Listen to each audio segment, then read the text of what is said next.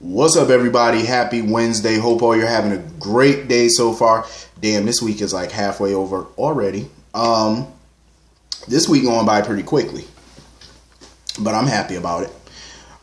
So anyway, getting into this episode of GH. First of all, this review might be short. It depends, because thanks to some people's president, GH got interrupted. So I believe I missed a big chunk of the middle of the episode. I caught maybe the first 20 minutes of the beginning and the last 15 minutes of the end. So I'm just going to try to wing it here because I didn't see the middle. So anyway, getting into this episode, Sonny and Jax.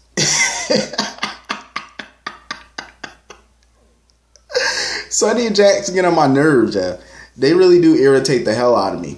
And the reason I say that is simply because just 5 minutes ago, both of them were outside saying, we're going to call a truce for Joss's sake. Look how fast that truce lasted. You see how long that lasted? 0.5 seconds. That's how long that lasted. Because they get into the house. Jax and Sonny start getting into it over Dev and Jocelyn. I'm like, here they go with this measuring contest, with this little pissing contest that they keep having. I'm like, come on now. Grow up. Come on. I mean, let me tell you something. Listen, when it comes to Sonny and Jax, I'm Switzerland right now. I can see both points of view. I can. Honestly, when Jax was asking him questions about Dev and, questions like, oh, why aren't you calling the police? Call the police and stuff like that. Why you got your men looking? I understood where Sonny was coming from. He was like, when it comes to Jocelyn, I would have to tell you certain information when it comes to Jocelyn. I would have to tell you that. You know what I'm saying? I would have to talk to you about that. But when it comes to Dev and stuff like that, I don't have to tell you nothing. Mind your business. I agree with Sonny on that part. The part where Jax was wondering why he not calling the police, why he got Max and Milo and them looking for him, why not just report him missing or as a runaway. I agree with Sonny. Mind your business. That's not your concern. I agree. But when Jax started asking him questions about that, because Jax, once he's like a pit bull, he just like Carly. Once they latch on to something, they're not going to stop till they figure it out. And that's how Jax was today. And Jax was like, when Dev's grandmother was here, he said they acted like total strangers. And Sonny was like, oh, that's because they don't get along. That's why I got him living with me. And I do agree with Jax. Every time Jax brings up Dev and asks him all these questions, Sonny has an answer for everything. I don't trust people that got answers for everything. That means you're hiding something. And Jax picked up on that. See, Jax is not stupid. He knew since day one something was funny. He knew since day one. But I do agree. I understand Sonny's point of view, but I agree with Jax. I see Jax's point of view. This boy is living in the same home as his daughter. You know what I mean? He has every right to ask you questions about this kid, because not only does Jax not know anything about him, Sonny doesn't really know anything about him either. You know nothing about him. You don't know his mama name. You don't know his mama's social security. Legally, you don't need to know that. But you get my point. Like, you don't know anything about this boy. You know nothing about him. Who his daddy is, who his aunts are, uncles, enemies, friends. You don't know jack squat, diddly squat about this boy. Absolutely nothing. So I understand where Jax is coming from on that. This kid is staying in a house with his daughter. He has every right to ask you questions. Every right. Of course. And Carly brought that up a couple of weeks ago. If it was Christina and Alexis brought some little teenage boy up in here, or 20-something-year-old boy into her house to stay, Sonny would be asking every question under the sun. And he wouldn't. Even he agreed on that. So I can understand where Jax is coming from. But I also understand why Sonny doesn't want to disclose anything, because obviously he doesn't trust Jax. But like I said yesterday, if Jax knows the truth, I don't believe Jax would go to the authorities, because it would implicate Carly. Because Carly knows about this, and he wouldn't do that. And it possibly could implicate Jocelyn in a way too. You never know. Because it could put her into some legal hot water too. Because the ICE would be asking her all these questions. And that's what you don't want. But I can understand why he would want to know the truth. Because something in the milk ain't clean. And he know it. But I think for right now, he need to let it go. Just for now. For the time being. And, you know, Jax had to let Jocelyn know that. He was like, look, I understand. He said, but Jax was like, I understand you want to stay here, but I'm not comfortable with you living here full time. I think you should stay with me half the time because I don't know Dev. I don't trust Dev. You know what I mean? I respect that, you know. Jax is looking out for his daughter. That's his only child. And he definitely don't trust Sonny. He don't know what kind of shenanigans Sonny's up to.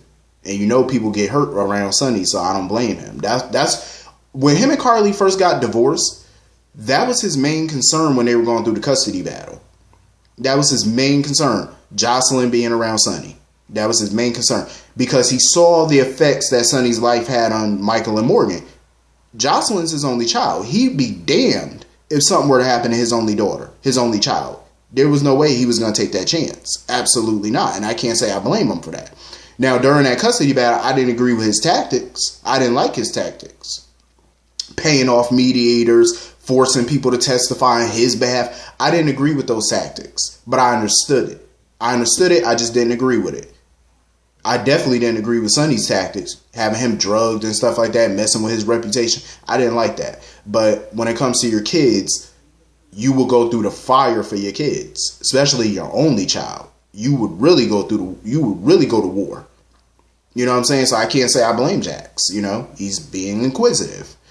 You know, when it comes to your kid, you want to know who's around them and what they're doing, and you want to know, and you have every right to know that. You brought them into this world, and you ain't about to sit back and let somebody else take them out of it. So I don't blame them. So, anyway, you know, Sonny's sitting there telling Dev, oh, you're stuck with us, you're not going anywhere. Sonny is completely disregarding what Carly wants. There he go, making decisions again. Final decisions, knowing Carly has reservations about this, and y'all supposed to be making decisions together. And he basically telling Dev, you're not going nowhere. I said, are you serious? So you basically just gonna totally disregard what your wife wants and what she's saying. You're not even gonna compromise. Every time Carly brings it up, he doesn't want to hear it. It's like it's my way or no way. That's how it is with Sonny. You know, we're gonna do what I want. That's how it is. That's not a healthy marriage. You know what I mean? Like, you're not even taking her concerns into consideration. But when it came to Jocelyn potentially moving in with Jax, oh, he was all for it. I do believe Sonny cares about Jocelyn, but I felt like him supporting her decision to kind of move in with Jax for a while, or half the time, he had ulterior motives for doing that. You can't tell me he didn't. Because in his mind, if Jocelyn moves in with Jax half the time, then that means Dev can stay. And Carly would drop this.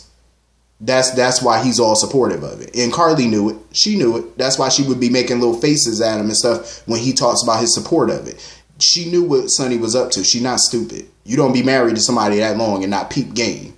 You know what I mean? Like, trust me, she know her husband, and she know how he think most of the time. And she know what kind of game he playing now. He's sacrificing her daughter for Dev, and she not feeling it. And I can't say I blame her for that. And that's exactly what he's doing. Sonny would sacrifice his own mama if she was alive right now for Dev. You know what I'm saying? R.I.P. Adela. But you know he would. Because I'm just not liking these tactics of his. I'm like, come on now, you don't even know this boy. He could be playing you. Like, how you know he not working for somebody? Even Jason kept telling him that. Like, open up your eyes. So anyway, moving on from that. My poor Bobby, she's continued to go through it. I feel bad for Bobby laying up in that hospital bed. I was kind of like irksome a little bit because she was upset with Lucas a little bit because he called Carly to come near or whatever. But I can understand why she didn't want Carly there though. Because Carly, she feels, is dealing with a lot. You know what I'm saying? Plus her broken foot. You know what I'm saying? So I can understand why she didn't want her coming there. But at the same time, you're her mother. You're hurt. You're in the hospital. She wants to be there. Even though you're going to be okay, but she wants to be there. What kid is not going to do that when their parent is in the hospital? Hell yeah, you're going to be there. Of course. No question. So, anyway.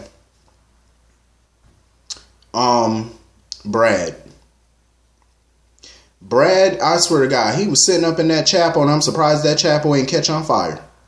When he was sitting up in there praying. Brad, God don't want to hear your little devilish prayers. Sitting there with all that blasphemy. Sitting in there talking about, oh, if you just protect Wiley, I would do anything. Really? You would do anything? You know, let me tell you something. I'm about to break something down to you.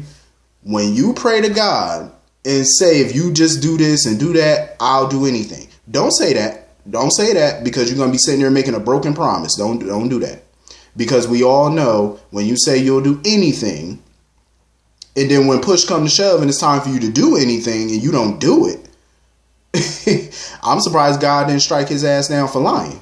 Excuse me for using that word and God in the same sentence, but you know what I'm saying. Like, I'm surprised that God just didn't strike him down. You know what I mean? Like, I'm just shocked that whole chapel didn't catch on fire.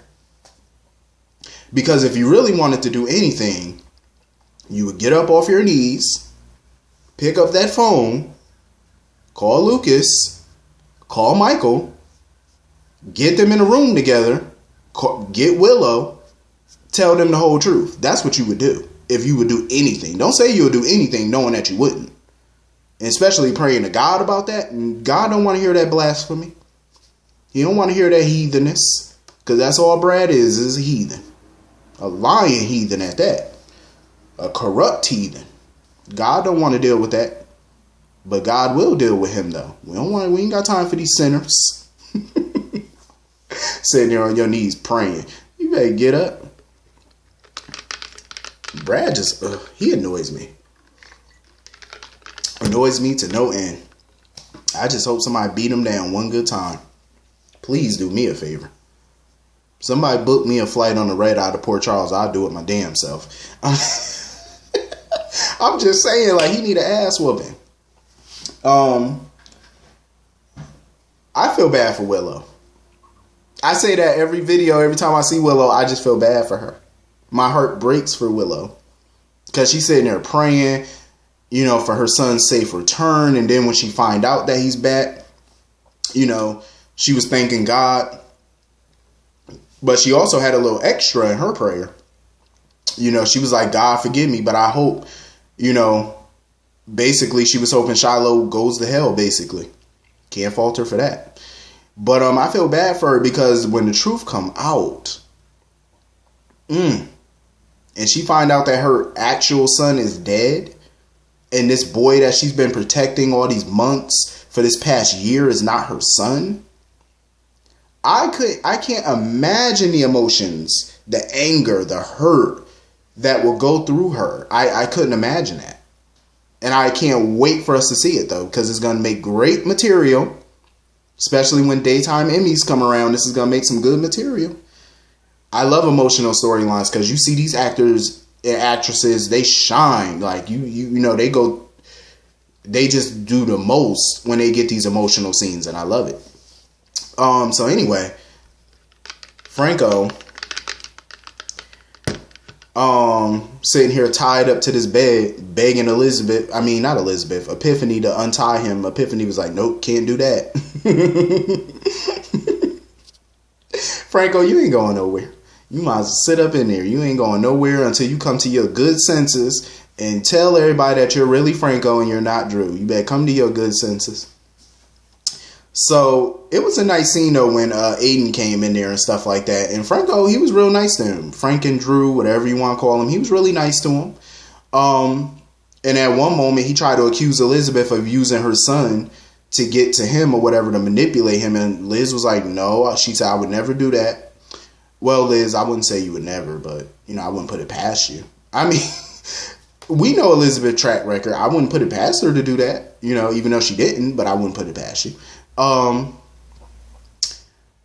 But I feel like when Aiden was in that room and talking to Franco and stuff, the way Franco would look at Aiden and Elizabeth, it looked like he was reacting a little bit.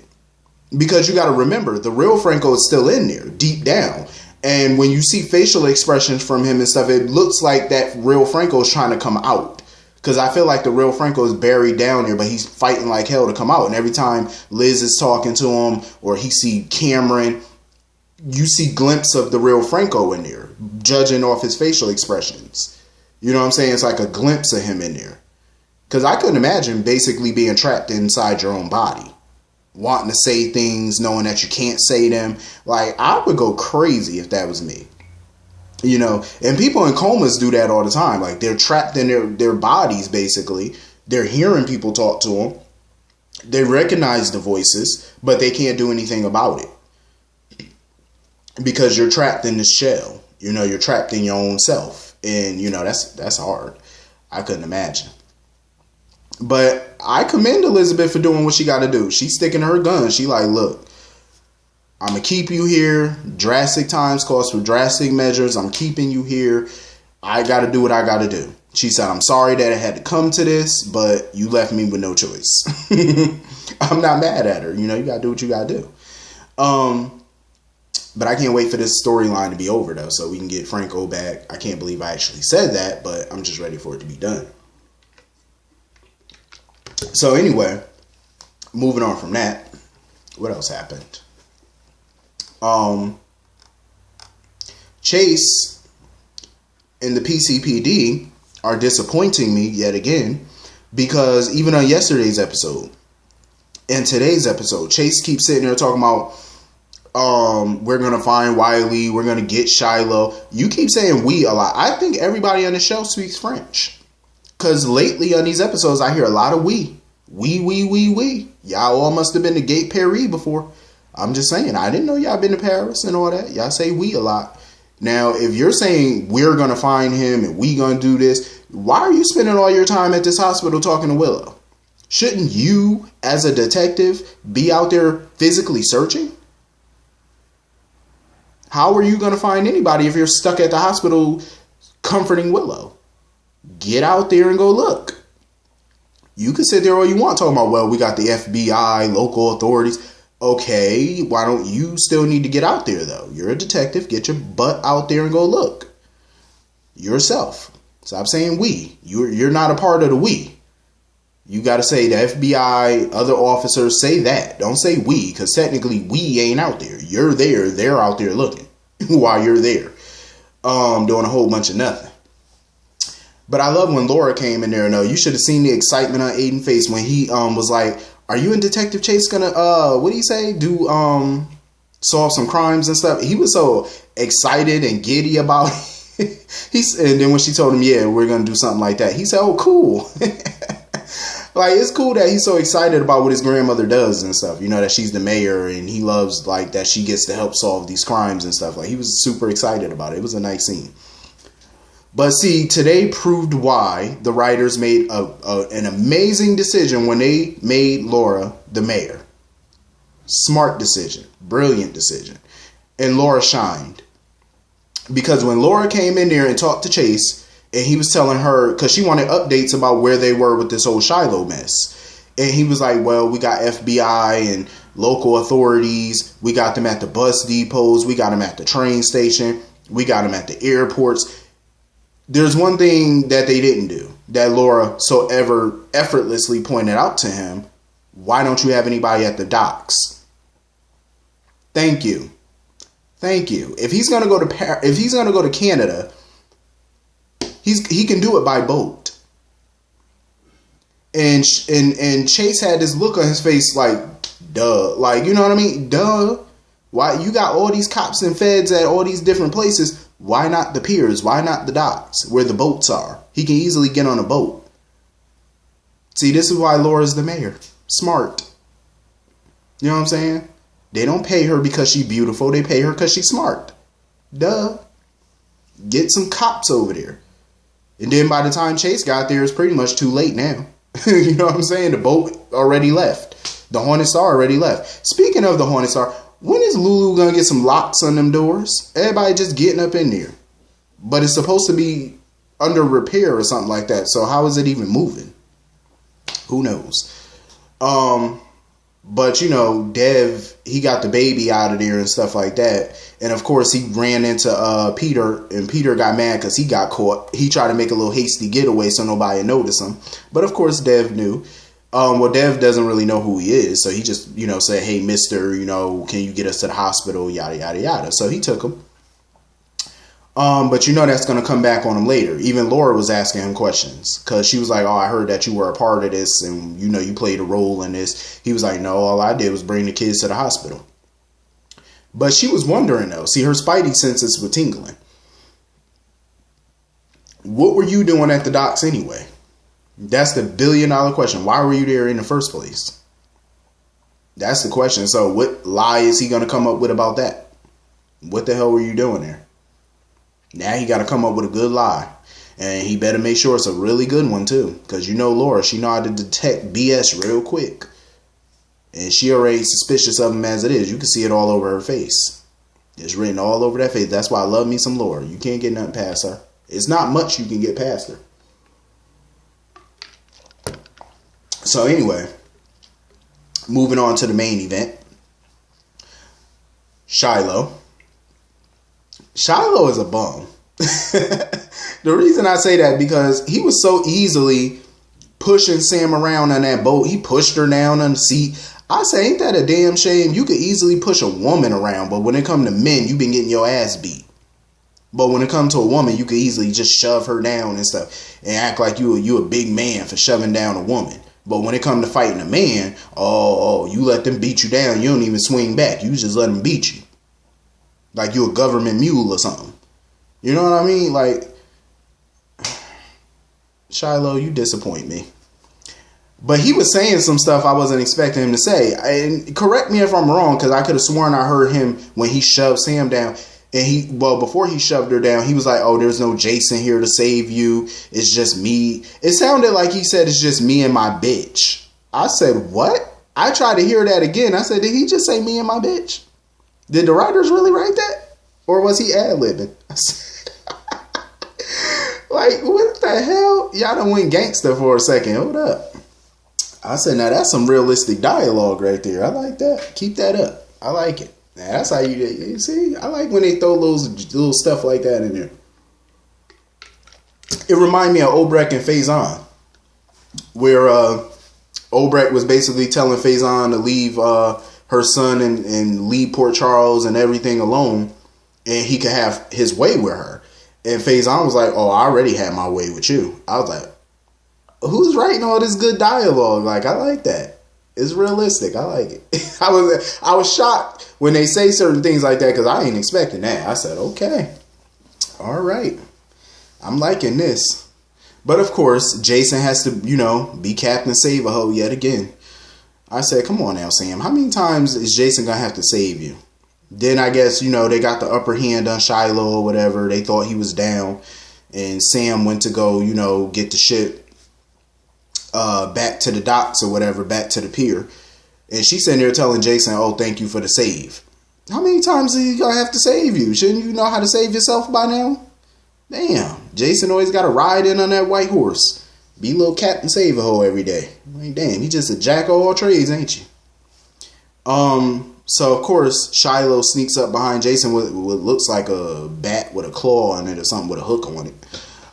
So he tried to hit him. They get into a scuffle, get into a fight or whatever. He tripped Jason. Shiloh holding that bat. He like, you know what? I am so sick of you. He said, I've been waiting for this. It's about damn time, Shiloh. You start tripping or doing something. And he was headbutting the hell out of Jason too. I said, it's about time, Shiloh. About time. And you want to know what's so funny though about that scene? He's sitting there headbutting Jason. Jason still ain't got a mark nowhere on his face. But Jason hit him with a forearm. He hit him like with his elbow in the face. And here Shiloh go with blood and stuff already. Mind you sitting there headbutting this dude. He ain't got not one mark, not a scratch on his face. But he punched you a couple times. You bleeding, got scratches. And I'm like, really? I see Shiloh as a very fragile somebody, I see. Like one little punch could make you bleed, but you sitting there headbutting this man and you ain't bleeding. And he ain't got a scratch on him. I say, ain't that something?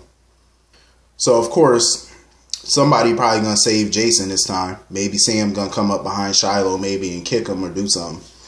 But, that's the episode. I probably forgot a couple things because, like I said, the stupid president had to make some announcement about an investigation into Joe Biden and all this stupid stuff. But hit the comment section. Let me know what y'all thought about today's episode. I will see y'all all later. Have a great day. Peace.